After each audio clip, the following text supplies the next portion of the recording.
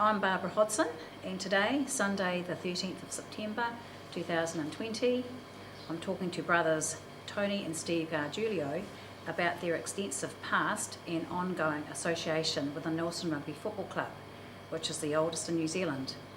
This is part of the club's visual history celebrating 150 years of rugby.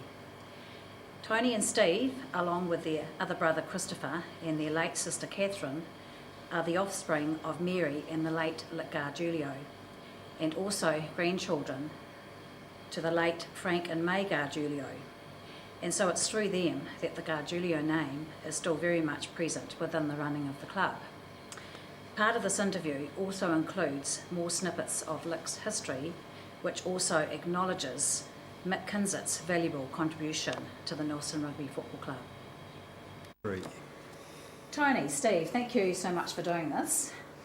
You've both been involved in the Nelson Rugby Football Club your entire lives, starting out as clubroom toddlers, then players, then on to coaching, team managing, welfare officer, and at times executive members. In fact, Steve, such has been your commitment to the Nelson Rugby Football Club, your wife Sandra has been known to say, you might as well move your bed in here. And this, maybe the same could have been said for you, Tony, at some stage. No. But anyway. That's dedicated. Anyway, Tony, you're coming up to 65 years of age, I know, because you were born the same year as me. Okay. Is that right? Yeah, or that's have you true. turned, Yes, or have yes. you turned No, 65? not yet, no. Okay. And Steve, I know you're 58 years old. Yes. Right? Mm-hmm.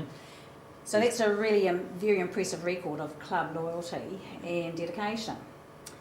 You've both definitely followed in the steps of your late father, Lick, and his brothers, your uncles Anton, Leon, and in early times Dudley as well.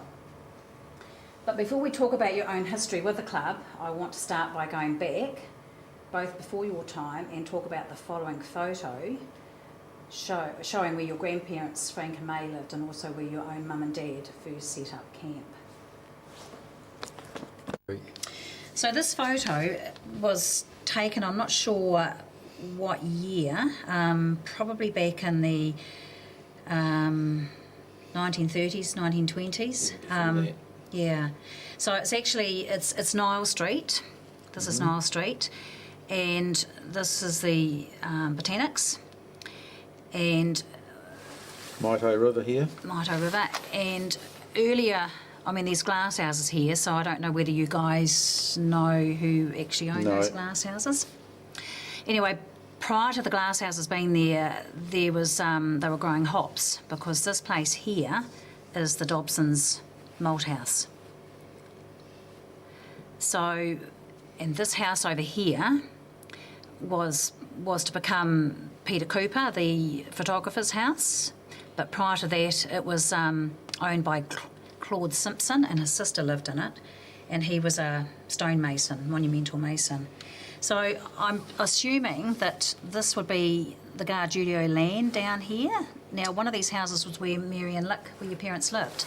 So do you know which one? We were, we were born in Pitt Street, which hadn't been formed then. Okay. And then we moved to 181 Nile Street. It was built by the people that owned the malt house. But yeah, our growing tomatoes and everything was at the end of Hardy Street, under the hill, just in here. So so this house here, would that have been Frank and May's house, or no? Not? I don't. I know they could have been. It's a bit hard to tell from that. Yeah, but they could have been established. I can't see anything growing there at that stage. But that's definitely the area where they established their home and their living. So this is where the Lauriers lived, and then that was built. The timber that house was built by that was used was, I think, the Whitby, one of the earlier ships that crashed on the rocks. I'm not sure, but anyway, that eventually came down, and the Lauriers built down round about here. So, and this, I think the Adams lived up there, and also Vern Marden. I think he was just on the he was more here on the edge of the road there. That's where Okay. Vern lived. So I'm not sure that house that he lived in was there. Yeah, but the Adams, my father, when we bought 181 Niles Street, that house there was actually owned by the Adams, so maybe that's the Okay. house they lived in here. Oh, okay. Now also, Bill Reid lived in Oh, Niles he Street. was just down here somewhere. His house obviously wasn't built then. Yeah, that's where Bill lived. So for the viewer, Bill Reid was president, was a huge Yeah. character within the club for many, many decades. And also Eric Snow, the All Black, Yeah. lived in Niles Street, who I'm was not a sure club that- man. Yeah. Snows were just across the road. There was a Snow across the road. Whether that was Eric's place, I don't know. But yeah, we know the Snows were across the road from us in Niles Street. Yeah. And just one memory of Bill Reid. Could always look out our window and see him. He always used to run up the Botanics for fitness, yeah. even when he was probably in his 60s, Yeah. 70s. So Yeah. I don't even think the track had been formed then, the botanical track. Well, Lee remembers, Lee Laurie, who married Albie Adamson, she remembers there was a track that went over to the Gargiulo, so that might have been from the house they built down here. Yeah. But she recalls cleaning your father's boots when she was a young Oh, yeah, girl. okay. Yeah. And as children, we played in the remnants of that house here. We called it the Red House on the Hill. So we would okay. go up there, and there was So that would be that house there. that then? house there, yeah. So okay. that's where we go and sort of have a. Now, Uncle Dudley built here, Uncle Tony built there, Dad built here, and Granddad and Nana were in here. Okay. Yeah. Anyway, so that was a. Okay, so this photo, which I've actually shown before on Katerina and Philip Marshall's interview, Katerina was Lick's younger sister, but it was a small version of it, and I thought it would be nice to show it again on this interview because it's bigger and a little wee bit more clearer. So, Tony and Steve, you can sort of this would have been before you were born anyway. Well, I know a little bit about this one. Yeah. This is my actual favourite rugby photograph for obvious reasons, because it's got my grandfather, grandmother, Uncle Dudley, Auntie Clem, Auntie Rosie, Auntie Katerina, and also Mary's in there. And I remember, because it's unusual to have supporters in a championship winning photograph, and the reason being, Uncle Leon told me, he's in there somewhere, Uncle Leon's there, Leon. was because Mick Kinzit felt that the supporters were a great part of the team's success that year. So he wanted all the people that had supported him during the year in that championship photograph. So, Great idea. Yeah, so yeah. that's why Yeah. it's my favourite one. I don't know, well, there's all the old stalwarts down the bottom there, and It's interesting, all the oldies are sitting on, sitting cross-legged Yeah. like they were at school. yeah, no, it's a great photograph, and that's one that's really valued by our family anyway. So that was 53. Uncle Dudley's obviously would retired from playing then, but he was a great supporter until he got transferred down to when the railway closed. He was a guard on the Nelson Railway. That's right, yep. And he transferred to Christchurch. So it's a great photograph. Okay, so your grandfather Frank died in 1974, and then your grandmother May in 1978. So whoever wants to go first, can you tell me what you remember about them? What memory stands out for you both, individually? Well, the first one the thing that I remember most about my grandmother was she was always very caring and would look out for us all, because she had a lot of grandchildren, but you always felt special. But in the 70s, we all had long hair, and most people scorned, some of us had hair down to our, down our backs, but she loved the long hair, so she accepted us for what we were, so I really sort of appreciate that. Just stick her hands Yeah. and caress it. She loved the long hair, but she hated, I remember she hated boxing. When Muhammad Ali was in his prime or whatever, she couldn't stand the thought of people sort of punching each other in the head, I suppose. I tell you what, I totally agree with it, because I Yeah. I can respect the technical aspect of it, but yeah, to me. Yeah, well, that's one thing I remember, and she Yeah. just, yeah. But then, obviously, she loved her rugby, so, I mean, they don't go around punching each other in the head, but it's a pretty physical game, and, Yeah. and she would have seen her sons get injured, come home with injuries, black and blue. I'm not sure whether they had black eyes or whatever, but anyway. And then Big Frank, he, from my memory, he wasn't necessarily a man of, he was a man of few words, but he still, cared about us, and you knew that, He's always had Yeah. a pipe, he had a pipe, that's right. suspenders, you know, with the Yeah. his trousers up, gumboots, and always walking around the place, 410 Hardy Street. A big presence, wasn't he? Yeah, Big Frank. And always, I remember him always at the dinner table at 410, and then Nana sitting in the corner next to the fire, Yeah, there was always a fire going at 410 because it was under the hill, Yeah. not so much in the summer, but in the winter time it saw a little sun. Yeah, about 2 hours, for about Yeah. 2 months you've got about 2 hours, I think. So there's always a fire going. Yeah, but my grandfather always got my birthday, got a cake of chocolate or something, always tracked me down somewhere, but man, a few words from my point of view. Okay. But I remember he had a big laugh, like when there were, obviously their sons were there having smoke or whatever, there would be a lot of laughter and banging of the table, and and I think on Friday nights, we weren't so much involved in that, but I think they used to cook up this big pot of, pasta or whatever, special recipe, and that was his thing he did for the whānau, I suppose. He was probably a man of few words because English was his second language. Really, Italian was his first language, and I suppose he struggled, communicating. It took a while, Yeah.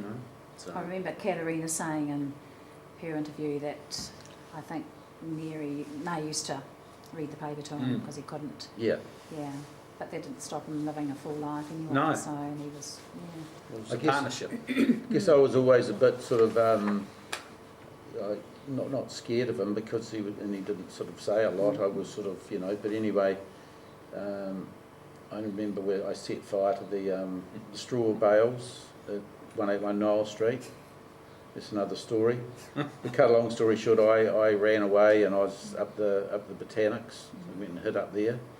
And I gradually came down to see what was happening, and he saw me and sort of cajoled me down. And he was really made me feel better because I thought I was going to go to prison or something. But I remember him really sort of, I guess, feeling sorry for me and just looking after me and making me feel better. And then I felt comfortable to go home and face the music at home. But, yeah. So Tony, you were, 7 or 8 years old when your dad passed away suddenly in 1963. So, and I know he was coaching the senior team at the time. But do you have any memory of watching him play rugby before he passed away? No, unfortunately, not playing. He used to take me with him on a Saturday to the games. Yeah. So I remember going with him and picking up, stopping at Bill Gibbons's place and picking up Peter sometimes. And off we'd go out to, I remember one game they went out to, it was Wanderers then, but they used to play at a Wakefield. So sort of going, I was part of the changing room, and I can't remember any of the games, but and then there'd be stops on the way back where I'd sit in the vehicle while they were in there having fun. Used to get Good old days. trips, so I was lucky in that I went to a lot of the games with my father, but I don't remember him playing. Yeah. Well, we heard Brian and I. We were talking to Tom Sharland a couple of weeks ago, and Brian, you can help me out here. Tom Sharland had an interesting little story about your dad, because he played a lot with your dad, and he said that that Lick used to if you could see one of the other players in his team not performing up to scratch, he'd try and cover their position as well as covering his own position. And he'd get into trouble a bit, wouldn't he? Remember? Yeah, so. But we're just going to look at a couple of photos about your dad and a bit of Seed and Shield history. So this is another old photo from the archives. Senior 15, 1952. They got third place in this one, so it's just a photo of Lick and some of the old Barton. Leon there, Uncle Leon. Oh, yeah. And Deadwood Holmes. yeah, And this is Mick Kinsett's son, Brian, there. standing in front of his dad, Mick. Yeah. Keith Martin. Yeah, And Bill Black, who you've just interviewed. yeah. And the interesting thing with this photograph is the two guys at the back. I think it's Brian Snowden and Rex Curnow. They've got a funny look on there. Yeah, because Snowden, they were a great sporting family in Nelson. So was that deliberate? Yeah, how deliberate, they... definitely was deliberate. It? Yeah, because I mean they're only young, they're young and being silly, I suppose. And I'm just noting there that they'd obviously come third. They hadn't won it, so there were a lot of absentees along the bottom there.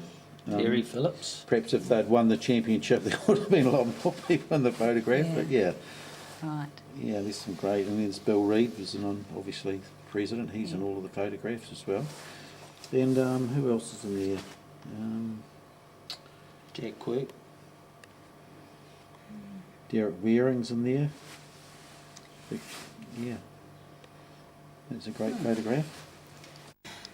I want to include this newspaper cutting. It was the Seed and Shield team back in 1954 where Lick Gargiulo was the captain and Mick Kinsett was the selector coach.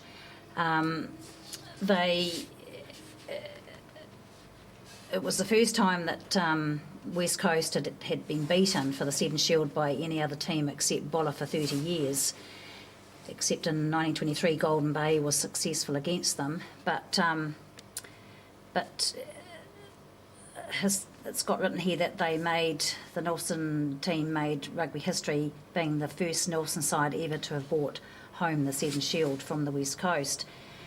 I just want to acknowledge Mick Kinsett's role within this because he was given a hard time with his innovative coaching methods back during those times. In fact, Keith Martin wrote in his memoirs that he remembers and I think it's this rep team, sneaking up the back stairs to a dancing teacher's studio where they learned balancing and stretching exercises at a time when it was not considered manly. They were amazed how difficult ballet lessons were and subsequently discovered muscles they didn't know they had. So, but also within this team, there was the Nelson team had a few Nelson Rugby Football Club players. Well, I'll read the team out. There was Al Chapman from Rivals, C. Saxton from Old Boys, Jimmy Lincoln from Celtic, Jay Robertson from Waimea, Jim Black from Nelson, Noel Damon from Nelson, there was an S. Bryant from Waimea, Lick Gargiulo Nelson, Charland, I think he might have been Nelson, I'm not sure. Wanderers. Was he? Well, without Pirates then, probably. Okay, yeah. Noel Barton, Rex Curnow from Nelson, there was a Jack Taylor and an M. Brown, but also a Terry Maury Phillips. Was it Maury Brown? Was he a Nelson player? No. Waimea. But it just, I just wanted to acknowledge Mick Kinsett's role. He was involved with the club for many, many years. He had some pretty innovative coaching methods that were considered questionable by the hierarchy of rugby at the time in 1954. So we're going to turn this over.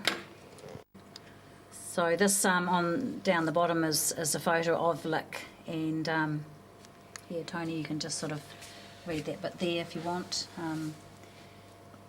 Yeah, obviously they were very happy. In those days, at an occasion like that, they had civic receptions at the church steps.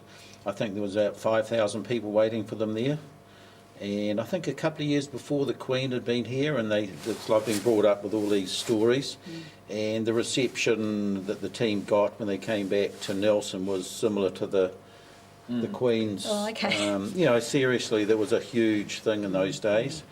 And yeah, I had a photograph of that at home. Obviously, I used to take it to school and show everyone, and consequently got sort of destroyed at some stage. I think I've still got the remnants of it, but yeah, I was brought up with all the stories about this famous 1954 Seddon Shield team. They weren't supported by the union. Hardly anyone went down, and of course they were able to prove the union wrong, and they won. And then the union thought they were heroes then. And I think the first challenge they had a first challenge, well, the last one of the year was against Marlborough, and they had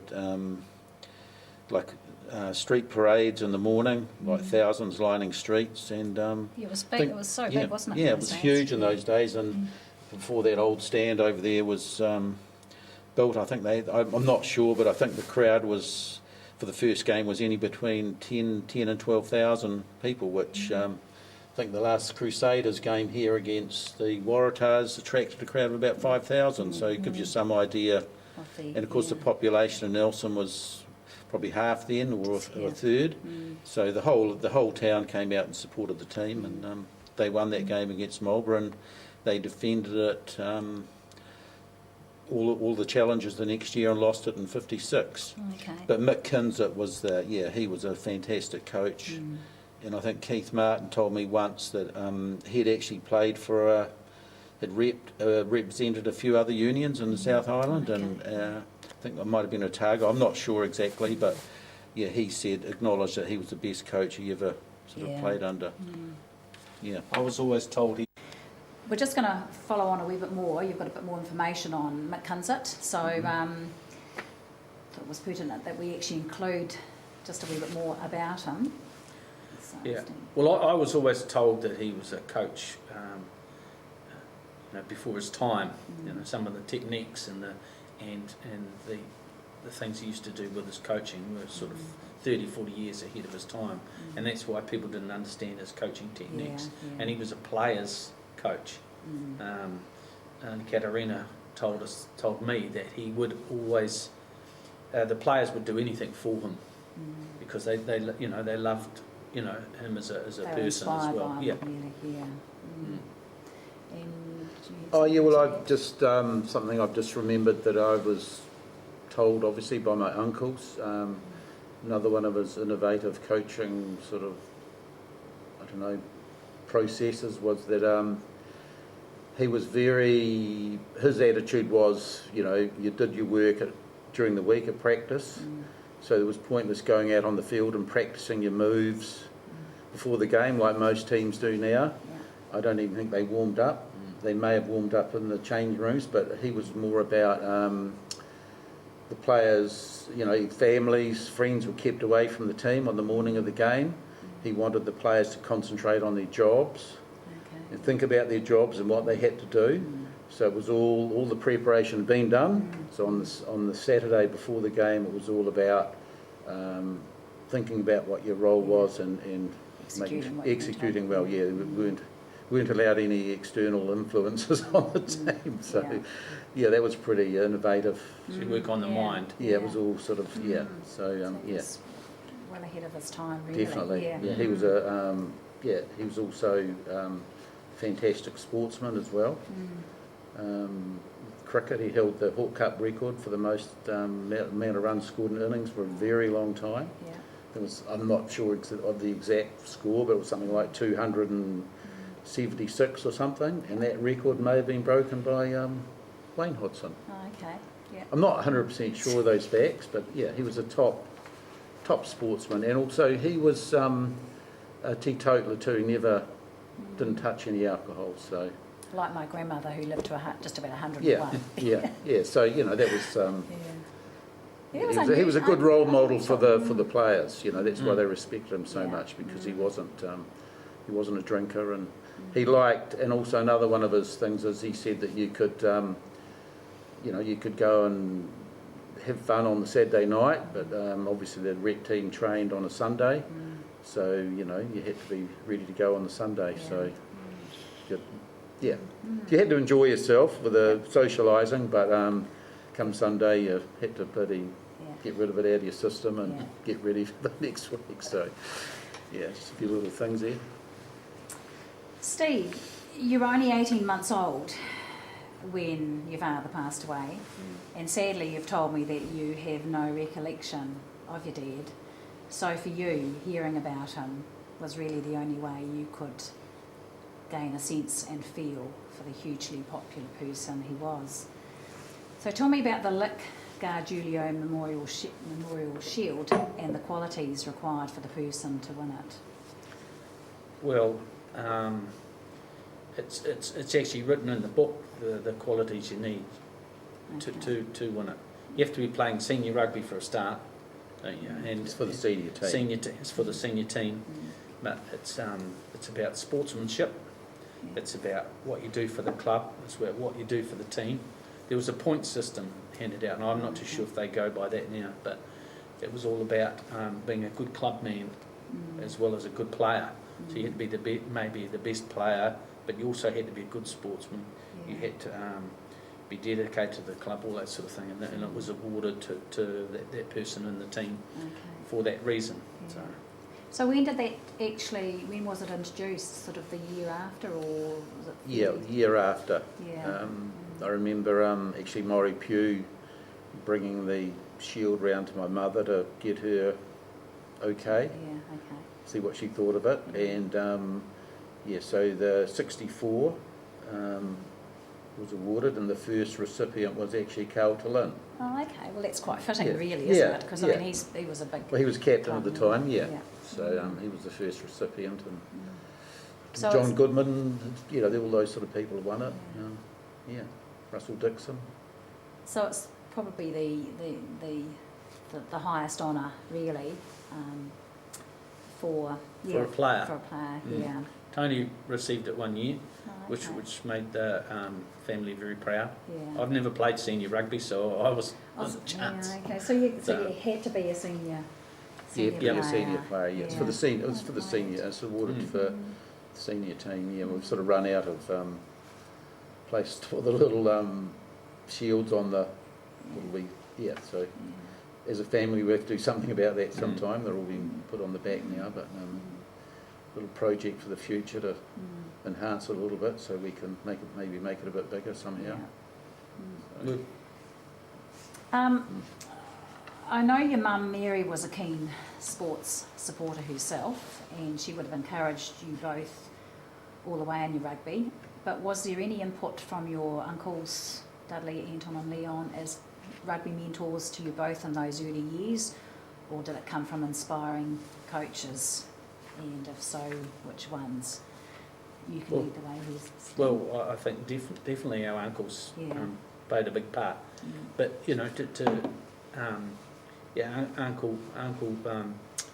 Uncle Tony, Uncle Leon, not so much Uncle Dudley, because Uncle Dudley, but we heard a lot of stories about Uncle Dudley, but Uncle Tony was probably the biggest influence. I keep thinking of him as Anton. It's Ant. Yeah, see, I only know him as Ant. We just call him Uncle Ant. I call him Uncle Tony, but Uncle Tony. Yeah, well, so anyway. But I mean, he was involved with the club. He was probably junior club captain and senior club captain when I was playing. Yeah, and so he was involved in the club quite a bit. I remember him coaching in my early years at Central School, and and Noel Damon was a big influence as well.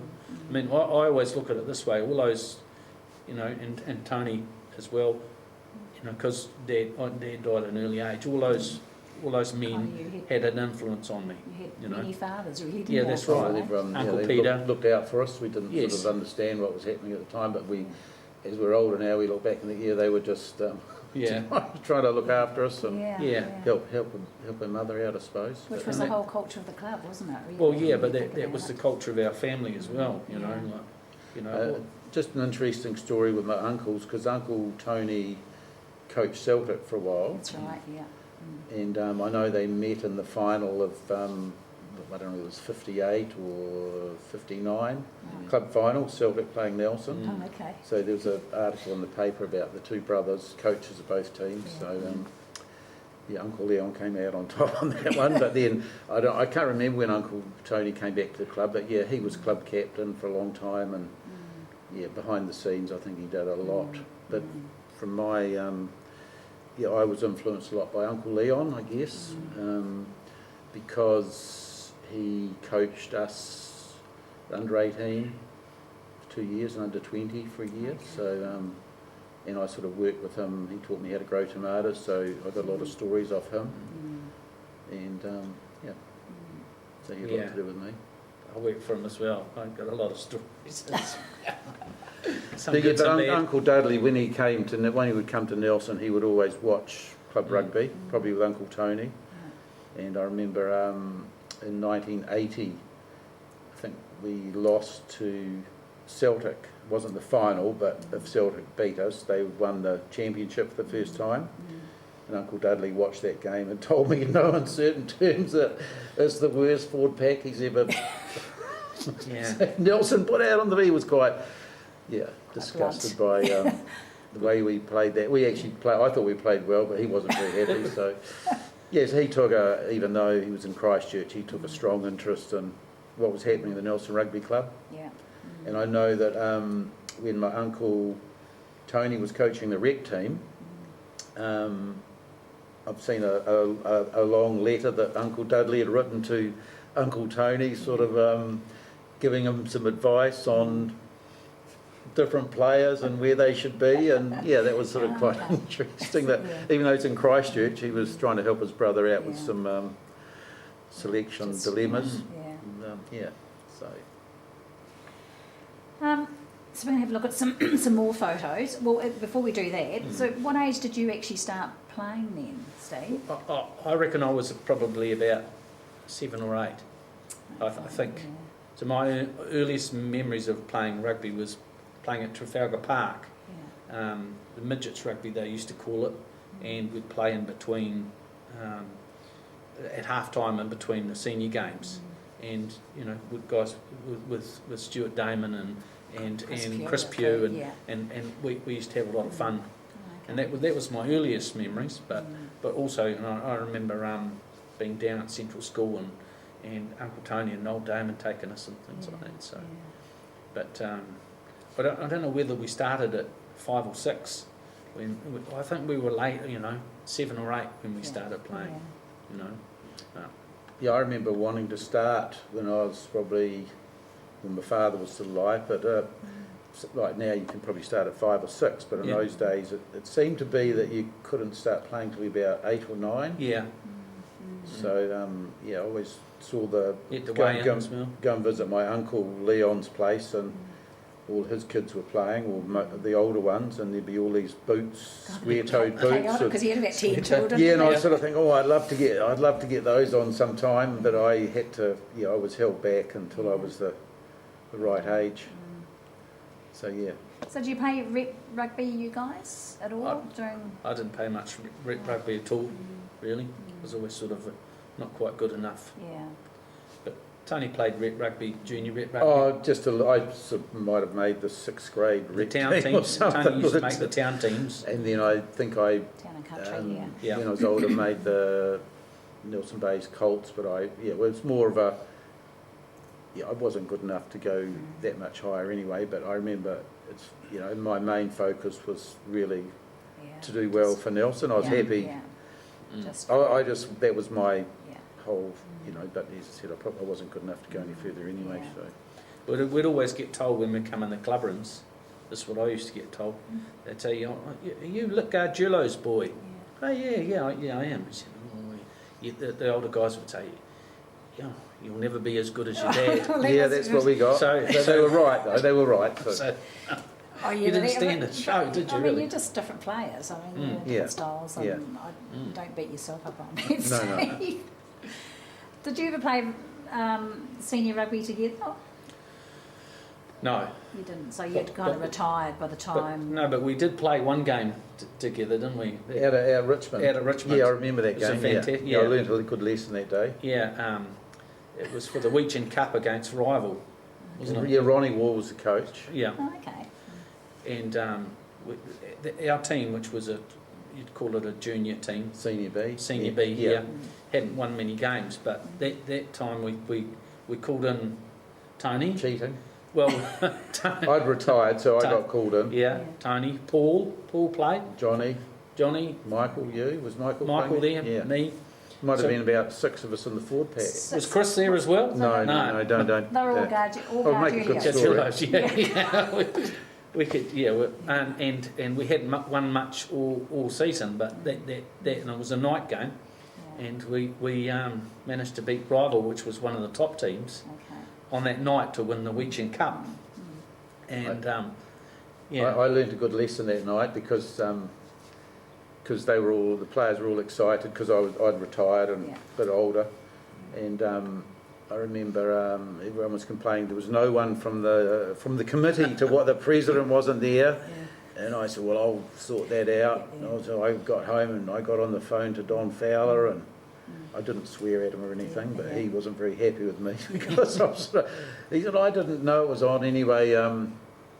Because when you're younger, you're a bit selfish. You don't realise that what makes a rugby club tick. You just think about your own little world, which is playing. Yeah. So the next morning, I got really ripped into by my uncle. Obviously, Don had rung up Uncle Tony, and he ripped into me about who do you think gets the club room roof painted? Who do you think? Exactly, Who do you think? yeah. You know. Yeah. And he says, if you're not involved, you can't criticise. Anyway, I learned a lesson, so I realised I started to appreciate the work of people like Don Fowler. Yeah. I'm just looking up at a picture of him. Looking down. So I learned a lesson that night because that there's And I mean, you know, when you're young, you're kind of just, it's all about you, isn't it? that's right. It's all about me. Well, us. Yeah, very selfish, just, but yeah. Well, We I mean, were pleased. that's But that was nice. we did play. That was, Yeah. we did answer your question. That was probably the only time we. Right, yeah. we obviously- played the odd trial match or something like Yeah. that. That Goody had organised, on Trafalgar Park when there was no rugby or something like that. But Yeah. I remember we had to have past a game present games. in the 1980. No, I don't know when Springboks played. Was that 81. 81. Mm. And the next day, the Yes. Sunday, because we were playing Waimea the next Saturday, and Yeah. Goody, including Bob Neighbours and all those people that had played against the Springboks, we all had to assemble here at Trafalgar Park Yeah. and have a game, like a practice game, didn't we? And Yeah, I it might have was played against against you Rival. then. Yeah, it was against Rival, I think. Yeah, but it was But- a bit but of it some was- ringing. Yeah, we- Joe Hayes and Okay, he hammered yeah. me. Yeah. Yeah. So but Goody was getting ready for wasn't worried about what Nelson Bays had done the day before. Yep. Okay. So this photo is the senior team in 1964. So Tony, if you want to just mention, because you're Yeah, that was the second year I'd been mascot after my father died. Noel Barton approached me in '63. Came round to our house, and I didn't know what a mascot was, but I just wanted to be part of it. So I soon learnt my role, which was running out before the team, before the games, with a rugby ball, putting it on the halfway and running back, and being travelling everywhere with the team. But this particular one was they won so I did it for 2 years, end of '63 and all of '64, and that particular year they actually won the championship. And I remember it because the celebration party was held at my mother's place in Niles Street. We had this massive big party there. as they did in those days. Yeah, and I remember a lot of those. Obviously, there's Don Fowler and John Goodman and Vance Wally, Tunny Gill, a lot of those guys. Ivan Guy, Bob Potts, Jimmy Jennings, Daryl Bowater, Gary Stewart, and also Carl Tillin. And years later, I thought, why wasn't Carl there? He's the captain, but Errol told me that he was busy working somewhere. Tommy Sharlin. Yeah, but that I remember that because the team presented me with a book, and was I, George Napier, and they'd all signed it. So that's a treasured book that I've got at home that I every now and then look through and go through all the names, and yeah. So and I caught up with Vance Wiley, came to the club rooms when they had the World Cup we had a night in here, and I wasn't involved with the club, but I happened to be in here, and I recognised Vance Wiley, so we had a good catch up. He's just on the back row there. Had a good catch up about those times, and yeah, and your father's there, Alan Bryden, who's the club captain at the time. Yeah. Okay, so this is the under-15 team in 1976. So Steve's going to talk about, he's in this photo here.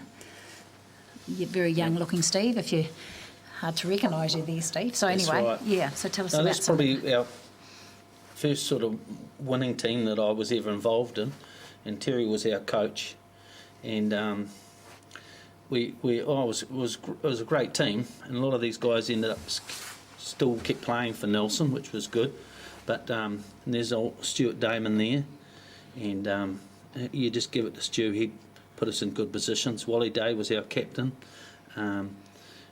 Spud and I, Paul Aiden and I were the locks, and these two guys here were the props, and we formed an unlikely combination. Marty was a prop too. He was our kicker.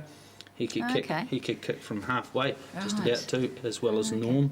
Yeah. And I had just some fond memories of that team. I was about to name them all now. Dave Kircher, and there's Mike LaGruta, Oh, okay. Jeff yeah. Nielsen. Oh, yeah. So he's in that There's one. Jeff, yep. Yeah. Okay. And no, we had. It was a good team. So how old were you then? 14. Yeah. Very young looking 14-year-old. Yeah. You look about 8. 14. I think we went on to. We had an under-16 team as well. Did quite well. I don't think quite won it that year, but.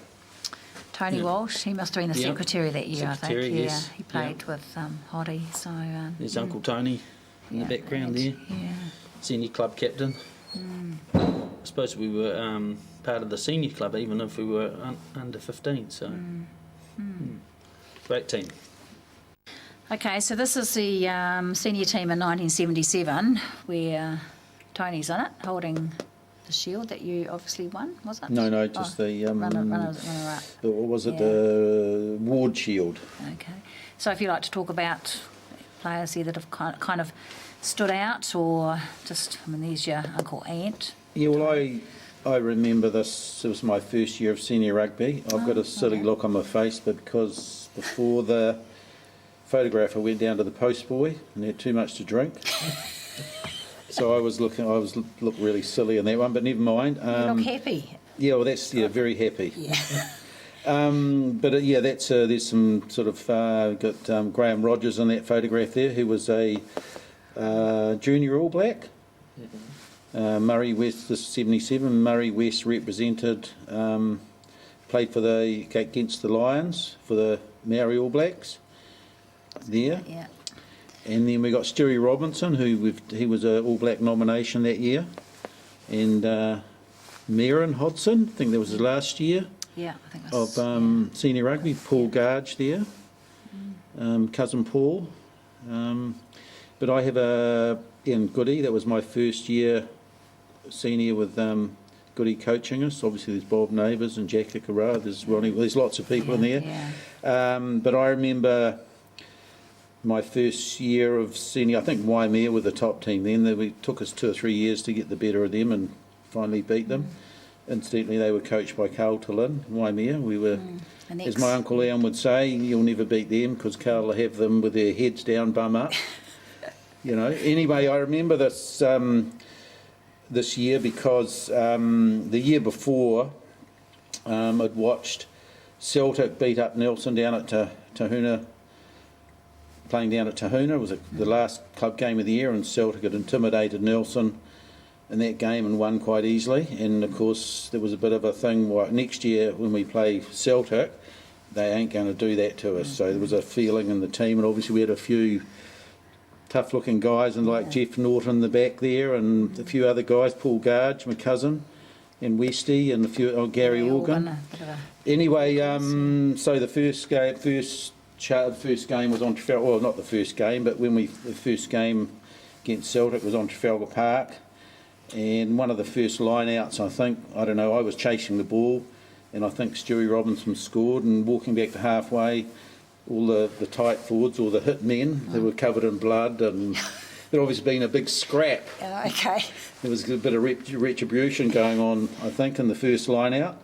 But anyway, so the referee, Dick Austin, warned everyone, any more fighting, you'd be off. You see, so not long after that into the game, oh, that's right, I was looking forward to it because Tony Bartlett and Dennis Smith, who had played junior rugby, they both played for Nelson Rugby Club. And then when they were a bit older, they ended up playing for Celtic. So I was looking forward to playing against them, you know, because they'd played for Nelson with me in a Nelson under-16 team. And, you know, rugby to me then was still a bit of fun and how you getting on, but it got out in the field, it was like a war. It was honestly, it was like a war. There was no, you know, no friendly rivalry. No. And so I came through and tackled Tony Bartlett. And he started swinging his fists, and all I was doing was defending myself, is my story anyway. And he saw us, what he thought, both of us fighting, and got sent off. So that's the first and only time we've ever been sent off the rugby field, and all I was doing was defending myself. But anyway, so I remember that that year, first time against, and as I said, looking forward to playing against Tony Bartlett and Dennis Smith. didn't go down very well. So I realised in that year I certainly realised that senior rugby was a bit of a step up, from bit of a transition from So I see you're Dave McLeod. What position did Dave McLeod play? I think he was more of probably a fullback, I'd say, a wing fullback. Yeah, fullback I think. He still takes an interest. Does he? He still takes an interest in rugby from afar. Notice that he watches these interviews, but so there's a young Kerry Strange is still involved, and And another story is Ross Stavron there, and his wife. I remember, we'd been playing over in Motueka some when we stopped at the done a couple of pub stops on the way, and we're all at the Railway Hotel in Richmond, and she was trying to give like a cigarette, and see if it, like passing a cigarette around, and everyone was saying no. Yeah. And because I was sort of like a bit more friendly, I thought, well, give it to me, I'll smoke it. But she'd loaded it up with match heads. Everyone knew except for me. So I sort of, give me a fag, I'll have one. So, of course, I was the laughing stock of the team, but anyway, it was all good fun. Never so I remember that stopping. Yeah. So, this is quite a famous photograph, I suppose, of three people that year in 1977. Murray Westy, represented the New Zealand Maoris, playing against the British Lions. Famous for sorting out Willie Duggan, of the number he sorted him out in the game, and I think at half time with Westy at number 8, the New Zealand Maoris were beating the Lions, and I think Westy had to go, I'm not sure this is strictly correct, but he had to go off with his dodgy knee, and then I think the Lions took over after that. So and then the next one is of Graham Rogers, who was a terrific midfield back for our rugby club. I think that's the one and only year he played for Nelson, came down from Pukekohe. And Graham played for Nelson Marlborough Golden Bay against the Lions and played so well he got selected for the Junior All Blacks that year. Not sure how many games they played, and he's donated his junior jersey just recently, and also there's a picture of him up there in his Junior All Black photograph. And the other one is of Stewie Robinson, who that year received a All Black nomination. And if Stewie, he's probably the best backs, probably the best back I've ever played with. If he'd been in any other province like Canterbury, he would have been probably gone on through he was a tremendous rugby player. There's a picture of Graham Rogers, represented when he was at our club, played for the Junior All Blacks. So that there is a framed New Zealand Junior All Black jersey, donated to the club just recently. I wished I'd caught up with him. Apparently he came to Nelson and donated that to our club, which is a tremendous gift for us, I suppose. Right, so Steve's just going to talk about this photo, which was taken in 1992. It was the centenary of the Nelson Rugby, No, New Zealand Rugby Union. Yeah. So, floor's yours, Steve. Well, that's all the people that went over there, and we played in reenactment games on Athletic Park against the Wairarapa team, I can't remember the name, and the Wellington Rugby Club, and we thought we were going to play the rules that applied in early 1870, Okay, yep. but when we got over there, it was basically, we were in that gear, but we played Present day rules. present day Yeah, rules, yeah. and we got a bit of a hiding from the Wellington Rugby Club, who we basically took, as you can see, some older members of the rugby club, but Wellington had their senior team playing. So what was the They score? wanted to win. Well, it was still only five touchdowns to one or something like that, so it wasn't too bad. but it was pretty hard stuff. But what I remember about going on to Athletic, we thought we were marvellous, sort of going over to play on Athletic Park. And when we turned up, we dropped off on a bus and we went through the tunnel, and I got quite excited. I'd never been to Athletic Park, and I walked onto the field, and this big Athletic Park expecting a big crowd, and I think there was only the groundsman marking out the field, and that was about it, really. But so we were kind of like the curtain raiser, and there was no one there at 12 o'clock. Yeah. You know. Oh, what a shame. Yeah. No, it was good, and also I remember the ground announcer talking about the Wellington Rugby Club as being the oldest playing through club. Playing through it, yeah. Yeah, and I'm not too sure. I think it might have been. They played through the war. They didn't No, that's right. But oh yeah, I know what you mean. Yeah. but it was either Fred McCormick or someone that was with us at the time. Might have been Don Fowler. Was on to the announcer straight away, up there to correct them straight away, that we were the oldest rugby club. I think we were the oldest club, but during, I think they hold the distinction of actually still fielding a team through the war. This club had a year or a couple of years, I remember Hoddy was telling me last night, where they didn't have enough players, so we combined with the college or one of the other clubs, just to keep a game going, But it's only a technical thing. We actually were a club, so yeah. So you've got, I see you've got old Shane Drummond here. Yeah. It's Mitchell Drummond, who's a good player. Well, is he in the All Black squad? Mitchell Drummond, no. Just Normie, yeah. We tried to do it. Even the photo was trying to reenact the sort of Mimic the look, 1870, sort of look. But well, he's got it. He's got it down that's to a Simon, fine art. yeah, and Bowie and Bosca. He's Quentin. Quentin, Young yeah. Quentin. Yeah, you weren't allowed to smile, of course, if you took a photo in those days. So that's what we had the serious look and Westy. And this is typical. When you look at those old photos, this is a typical stance where they just sort of. But unfortunately we had the big Wellington logo in the background, so I think we tried to. But no, it was a good weekend. No, it was during the week, I think. It was we played the curtain raiser between the World 15 and the All Blacks. Okay. So, and there was a series of games that we played, and I think we.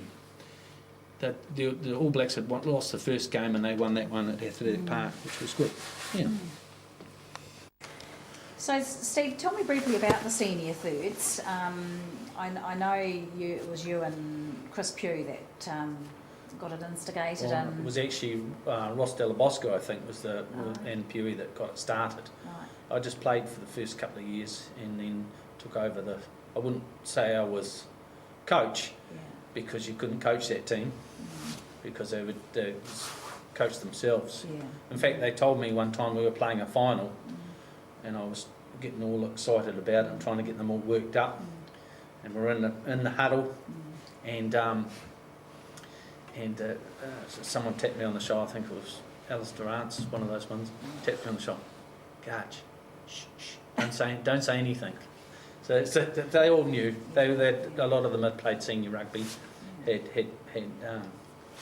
been there and Yeah, done so- that, so so, there's no yeah. there's no use telling them anything. So, Yeah. My job was just to organise them, to make sure we had a team yeah. on the Saturday. You won that game though. Yeah, we won that There game. you go, Yeah.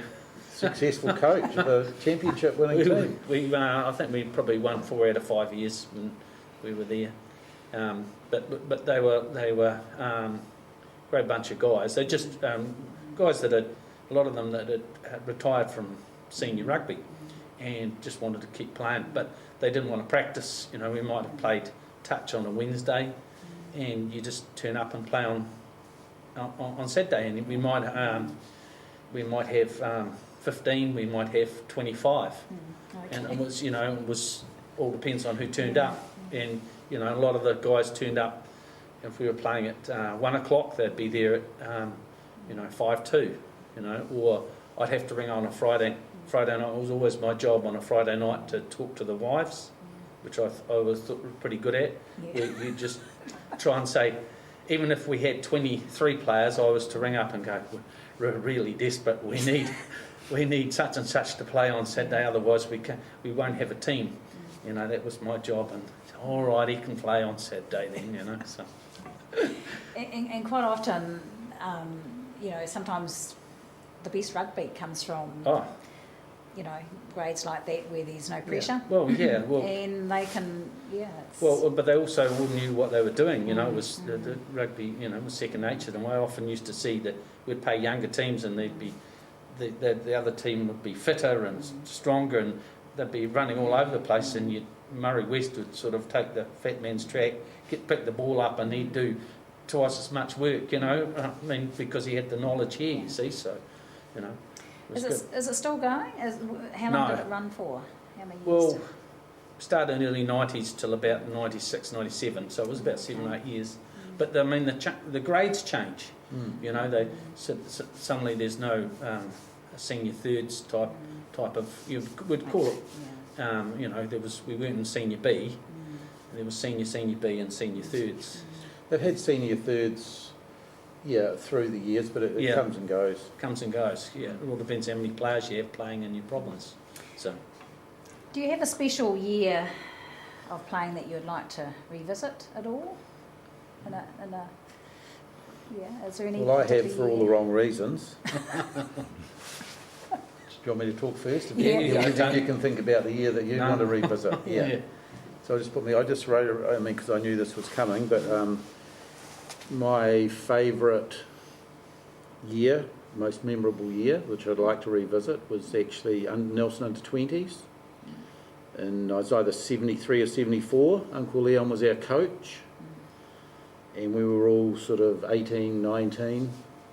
And with accumulation of a lot of us, we never played for the college, you know. We just sort of stuck together and just played for the rugby club, sort of under 16, under 18, under 20, and this under 20 team was just all our mates got together, and we had a final on Trafalgar Park. There was 4 teams in the competition, and we had the final at Trafalgar Park. We were a pretty rough team, and 2 of our players were sent off early in the game, so we played Waimea Old Boys with 13, and we nearly beat them. But that year we just had so much fun. We played hard on the field and off the field. We just went everywhere together, partied. We just had. I can read out some of the names here, but we used to do a lot of, not me personally, but we used to get in a lot of fights with sometimes the spectators. You know, honestly, it would be like we're playing Waimea Old Boys out of Jubilee Park, and because some of our guys were pretty wild, and some of them, the odd one, just played to get into a scrap, I suppose. But so we've got lots of memorable. I don't know why I want to revisit that year, but it was just a year that sticks out to me. A Nelson under 20 team. Uncle Leon was very informal coach. I mean, like you were saying before about senior thirds. I think we rocked up a bit more than 5 minutes before the game, but it was very, just informal, and we practiced. I think when we came to the final, we might have had some proper practices to try and win. And I remember Uncle Leon blames Fred McCormick for losing us that game on Trafalgar Park because he had us well motivated in the changing rooms under the stand there. And about 2 minutes before we ran onto the field, Fred comes into the changing rooms. I never thought anything of it at the time, but Uncle Leon certainly remembers, and said, "If you win, boys, all the beers are on us."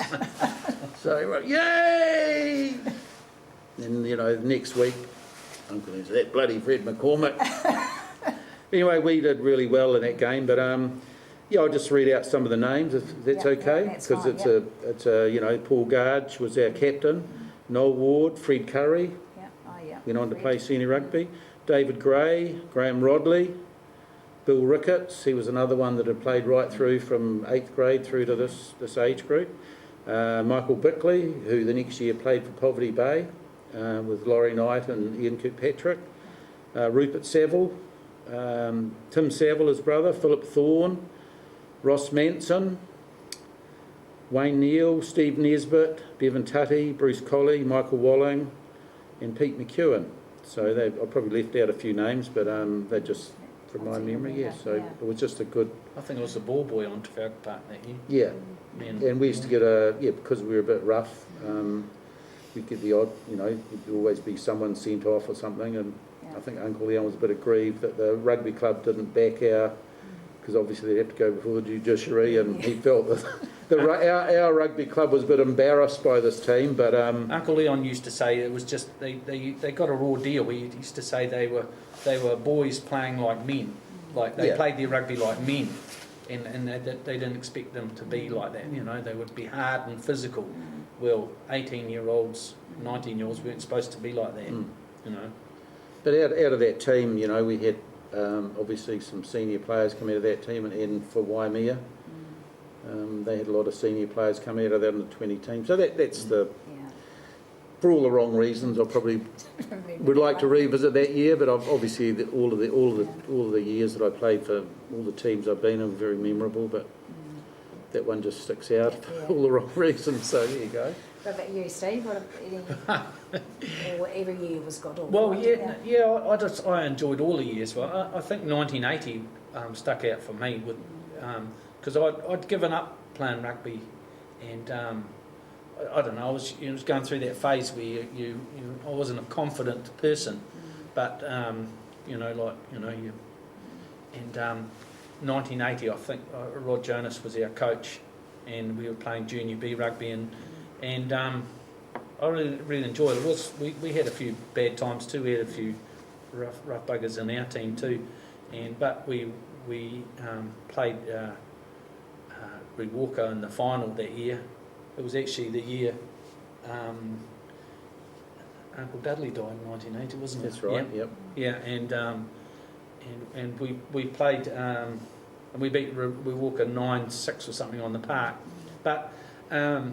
It was just fun times, and I think Rod used to write little articles out and get it put in the paper, and of course we used to follow it, and the junior B, team did really well, and such had a good game. You'd see your name written out there, and you felt quite important, and we had a pretty good team. So 1980, but those years coaching or being part of that senior third team, I absolutely loved, because it was good fun. So, I want to ask you both about who you remember with respect and affection of the older members that were the backbone of the club while you were both playing in your younger days.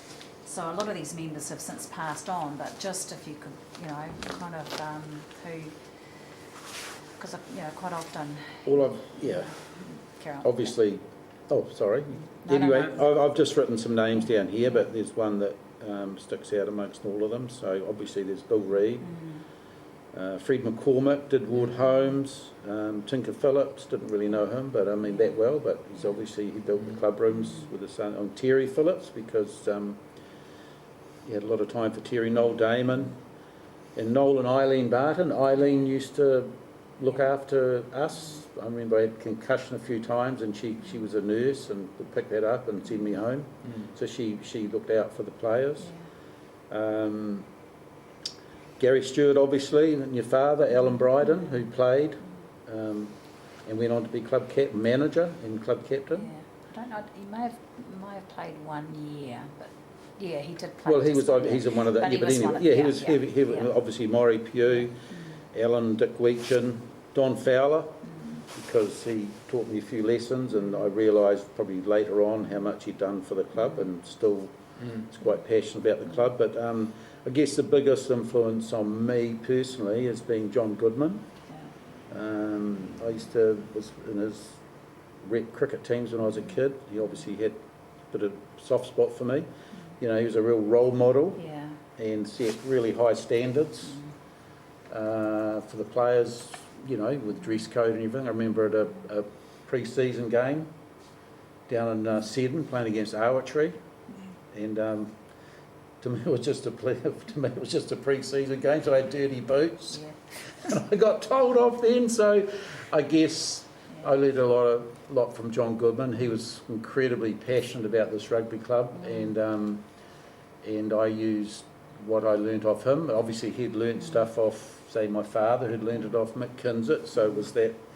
And he, Bill, you know, it was all that Bill Reid, Mick Kinzett, you know, It's like Lick, a domino effect. Yes. you know, so The traditions and yeah, so he standards. was, yeah, he was had a big influence on, and as he did probably a lot of the other players in the team, and just some of my contemporaries, you know, Murray West, Bob Neighbours, Della Bosca, Kerry Strange, Shane Graham, and I guess I admire all those people because the main reason because they played, but they put a lot back in, and that's what I've tried to do to a very lesser extent, but I really admire people that you put something back in, and all those people have. So yeah.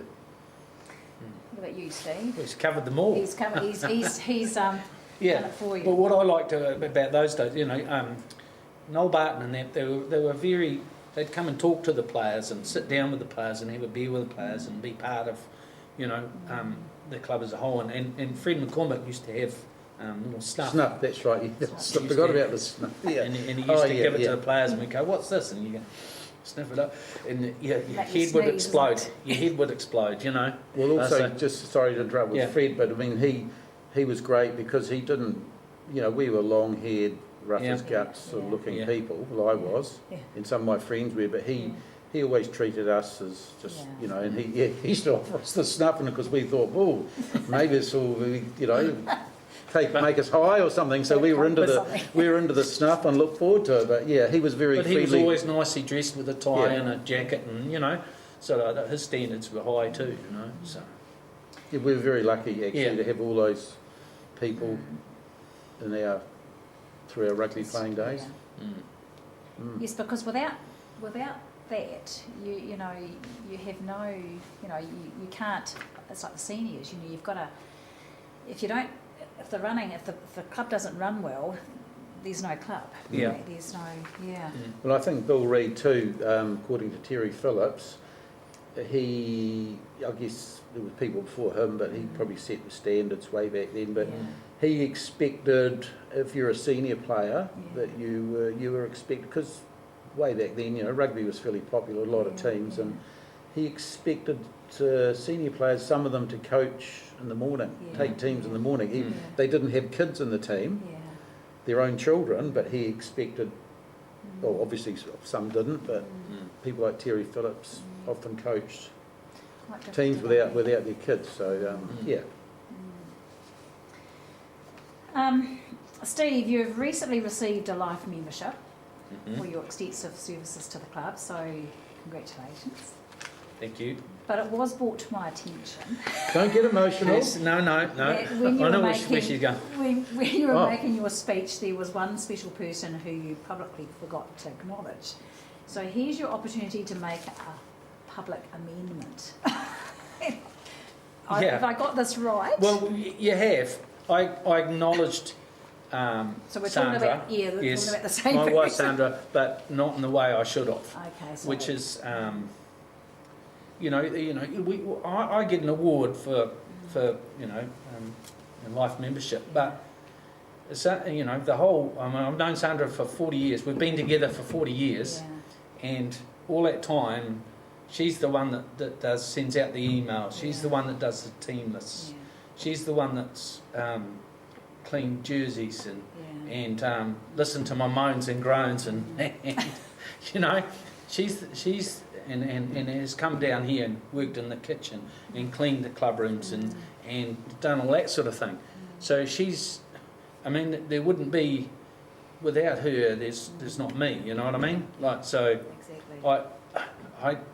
I just failed on that night to acknowledge her and she is me and I'm her. You know. So as far as the rugby club goes and as far as life goes, so you know, so. I should have mentioned it on the night and I just got a bit flustered. Yeah. Do you maybe think that she wants you to, like, encourage you to be part of in rugby so she can have some quiet time? She does on her sometimes, own? yeah. She often says to me, To go down to Neil Park and clean out the changing rooms. Like, you going down to Neil Park today? Yeah, you know. That might have something. Oh, I'm sorry. Yeah, no, but that is sometimes. Yeah, there's many times she wants me to give it up, and then many times she wants me to carry on with it. So, so Okay, so even though you're born and bred Kiwi kids, I imagine that your Italian heritage would run strong in your blood and genes. So how was it for you both when Nelson hosted one of the World Cup games when Italy played, who did they play? Australia. Did they play Australia? they played Russia, I think. Back in 2015. 11. Was it? 2011, yeah. Are you sure about that? Yeah. Okay. Yep, 11. So was the club involved in any way, or were you just both spectators, or did you go to the game? Well, we went to the games, but I wasn't involved in the club then. Okay. But we came down to the games, and the club did a fantastic job. Amazing. Yeah. Absolutely. The club did an amazing job at the 2011 World Cup. Yeah. We would come down here and there'd be food and things like that. It was great, and they had a great atmosphere. They helped organise the reenactment game at the Botanics, which was fantastic as well. Yeah. So, in fact, I was asked to be in that, but because I hadn't been involved in the club, because I'd taken a bit of sabbatical to to coach my daughters in netball and things like that. Yeah. I felt like I wasn't. There should be other members, and do it. Yeah. But I wasn't involved in any way in organising anything like that. So. Okay. Yeah, I was. I wasn't involved in the club, but I certainly made the most of the club rooms. And as I said before, they did an amazing job. There was a band here after the game, and I had a great time coming back to the club rooms. Open early. Normally I work on I think one of the games is on a Saturday, and never been to them. Anyway, I came in early and had a coffee, went to the market, and then came to the club rooms and caught up with a lot of people. But unfortunately, I felt the Italian team was a little bit precious during that World Cup. Okay. They had a thing. Well, first of all, the City Council set them up out at Saxton's Field, on the soccer field or the cricket pitch. Okay. And they decided it was too far to go there, so they actually trained at Nelson College. The Italian club had an evening there, which I went to, and not many of the players, the ones that did turn up were fantastic. Yeah. And the thing that hit home for me was actually a lot of the teams, like the Russians, I think they got thrashed by the Aussies, but after the game, the Russians just loved the whole thing of the World Cup, and they went round all the crowds, all like sort of after the game and doing high fives with everyone. And I think the last game, Italy. Sorry, I'm being a bit critical of the Italians, but I think they were coached by a South African. That might have been the problem. But they didn't do their final hurrah to the crowd. Thank you, Nelson, for looking after us. Yeah.